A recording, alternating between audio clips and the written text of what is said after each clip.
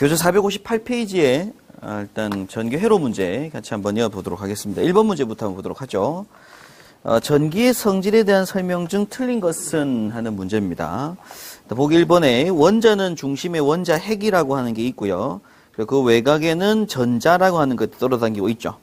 그리고 2번에 원자 핵은 다시 양성자와 중성자로 되어 있게 되고, 보기 3번에 전자 한 개가 가지는 전하량을 우리가 이제 마이너스 1.602 곱하기 마이너스 19승 쿨롱이라고 합니다. 그 뒤에 그 C라고 되는 우리가 단위를 뭐라고 불러요? 쿨롱이라고 하죠, 그죠?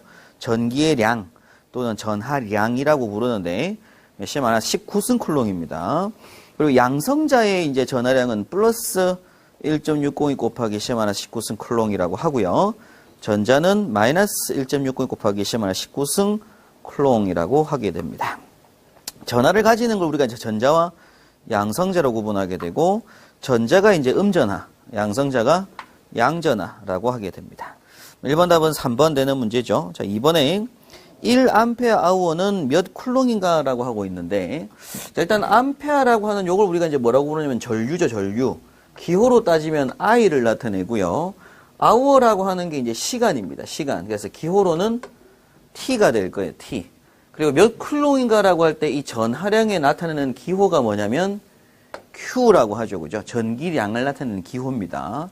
그럼 우리가 전하량 Q는 해서 공식이 있죠. Q는 뭐죠? IT라고 하게 됩니다. 결국엔 지금 주어진 조건에 보니까 1A 해요. 그럼 1A 곱하기 우리가 시간에서는 그 아우어가 아니라 단위 시간은 초죠, 초. 1시간이 3600 초니까 결국 나오는 건 3600 암페아 세크 값이 나오게 되고요. 그래서 이 값은 3600 쿨롱이 되게 되겠죠, 그죠?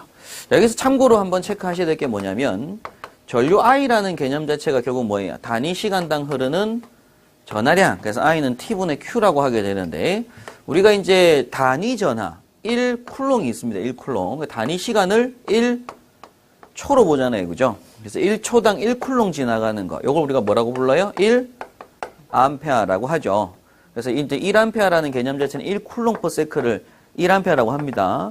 그럼 지금 문제에서는 1A 아우어니까 1A 곱하기 3600 초한다는 얘기잖아요, 그죠?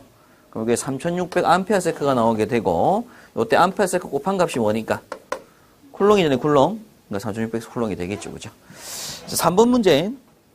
전자의 개수를 n이라고 하게 되고, 전자 한 개의 전하량을 E라고 할 때 총 전하량은 당연히 한 개당 전하량이 있어요. 그게 개수가 n개니까 두 개를 뭐 하면 되겠어요? 곱하는 값 되겠죠, 그죠? 3번의 답은 1번 되는 문제가 되게 됩니다. 자, 계속해서 4번 이어서 보도록 하죠. 자, 4번 문제 보시면 10A의 전류가 5분간 도체에 흘렀을 때 도선 단면을 지나가는 전기량은 몇 쿨롱인가라는 문제인데요.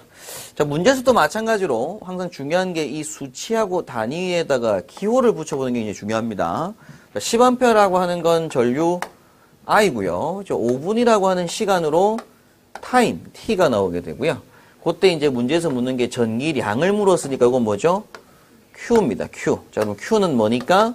IT. I는 T분의 Q. 그래서 결국에는 10A 곱하기, 자, 5분이라는 개념 자체는 5 곱하기 60초에서 300초 되겠죠, 그죠? 그래서 10 곱하기 300초 이렇게 해서 나오는 값이 3000 이제 쿨롱, 요거 단위가 쿨롱입니다, 쿨롱. 3000 쿨롱 값이 나오게 되겠죠, 그죠? 4번 문제 답은 3번 되는 문제고,